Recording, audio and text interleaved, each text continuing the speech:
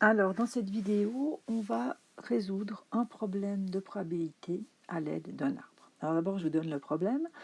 3 machines ABC produisent respectivement 50%, 30% et 20% du nombre total de pièces fabriquées dans une usine. Les pourcentages de pièces défectueuses produites par ces machines sont de 3, 4 et 5% respectivement. Les 3 questions qu'on vous pose, c'est si l'on prend une pièce au hasard, quelle est la probabilité en pourcentage qu'elle provienne de la machine C et qu'elle soit défectueuse? Deuxième question, si l'on prend une pièce au hasard, quelle est la probabilité en pourcentage pour qu'elle soit défectueuse? Et dernière question, si l'on prend une pièce au hasard, quelle est la probabilité qu'elle soit non défectueuse? Alors, comme d'habitude, pour résoudre un problème en probabilité, il faut d'abord décrire des événements. Alors, on aura l'événement A. C'est la pièce, c'est le pièce issue ou fabriquée de la machine A. Le deuxième événement, on va l'appeler B. Ça sera la pièce issue de la machine B.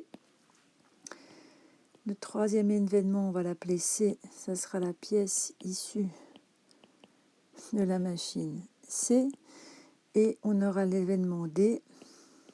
La pièce est défectueuse.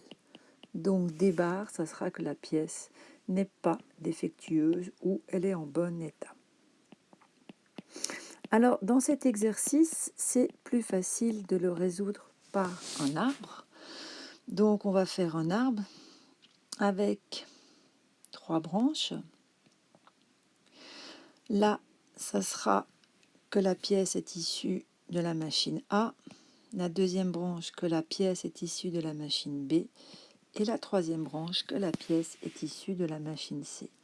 Et quand on choisit une pièce, elle pourra être soit défectueuse, soit en bon état. Défectueuse ou en bon état, défectueuse ou en bon état. Alors l'arbre est intéressant parce qu'ici, dans l'énoncé, on ne vous donne pas le pourcentage total de pièces défectueuses, mais on vous donne le pourcentage de pièces défectueuses si elle sort d'une des 3 machines. Alors, qu'une pièce sorte de la première machine, ça sera 50%, de la deuxième, 30%, et de la dernière, 20%. Donc, sur les branches, on indique les probabilités. Et maintenant, qu'elle soit défectueuse, sachant qu'elle provient de la machine A, ça sera 3%. Donc, logiquement, ici, vous aurez 97% de pièces non défectueuses. De la machine B, sachant qu'elle vient de la machine B, on a une probabilité de 4% d'avoir des pièces défectueuses et donc de 96 de pièces correctes. Et sachant que la pièce est issue de la machine C, on a 5% de pièces défectueuses et donc 95% de pièces en bon état.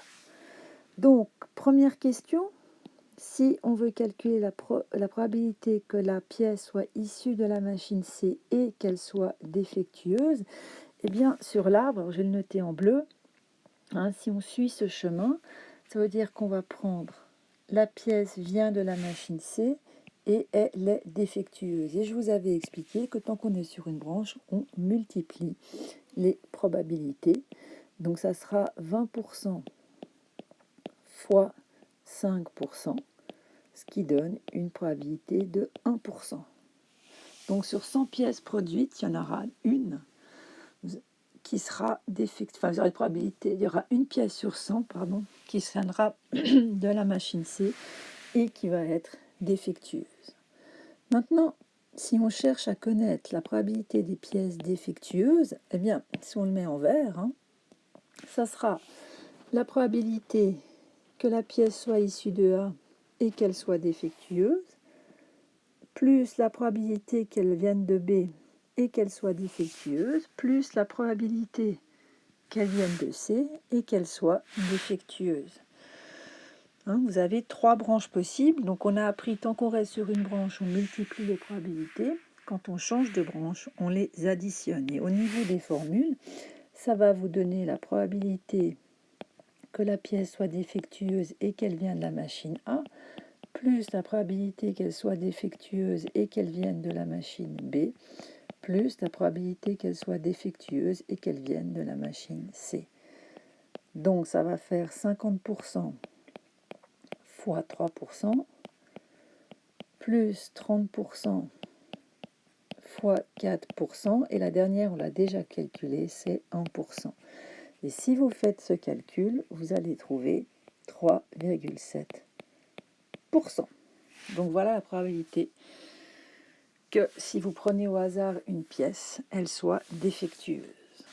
Dernière question, le C, on vous demande la probabilité que la pièce ne soit pas défectueuse. Donc en fait, vous cherchez la probabilité de l'événement contraire de D. Eh bien, c'est simplement 1 moins la probabilité de D, qui fait chez nous 1 moins 3,7%, ce qui vous donne 96,3%.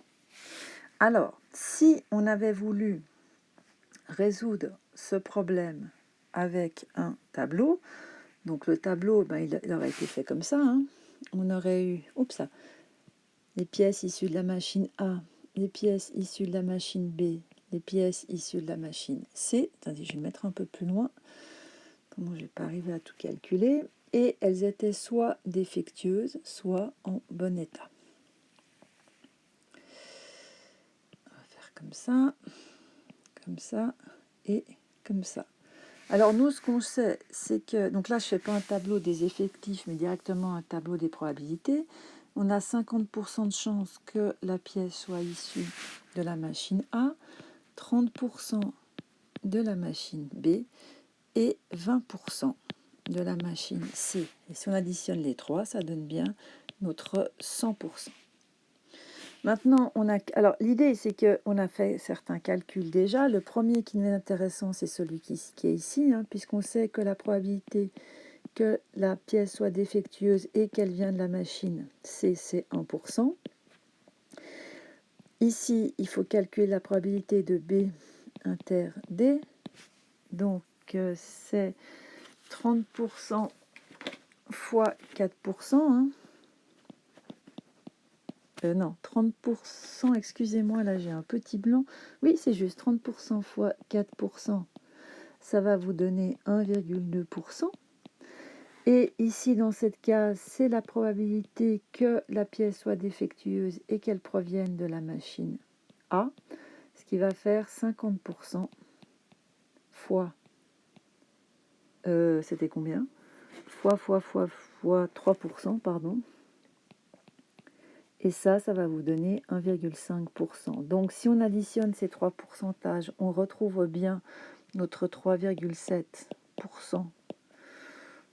La probabilité de 3,7% de tirer une pièce défectueuse. Et ensuite, par système d'addition, si ici, les machines A produit 50% des pièces, eh bien, il y en aura forcément 48,5% qui ne sont pas défectueuses. Ici, il y en aura 28,8,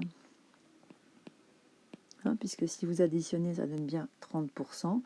Et ici, vous aurez 19%. Et si vous additionnez ces trois nombres, vous retrouvez bien vos 96,3%. Donc on se rend compte que dans ce problème, si on veut passer par un tableau, c'est beaucoup plus long parce qu'on a beaucoup de probabilités à calculer, alors que dans le tableau, on a les résultats pratiquement directement. Voilà pour cet exercice.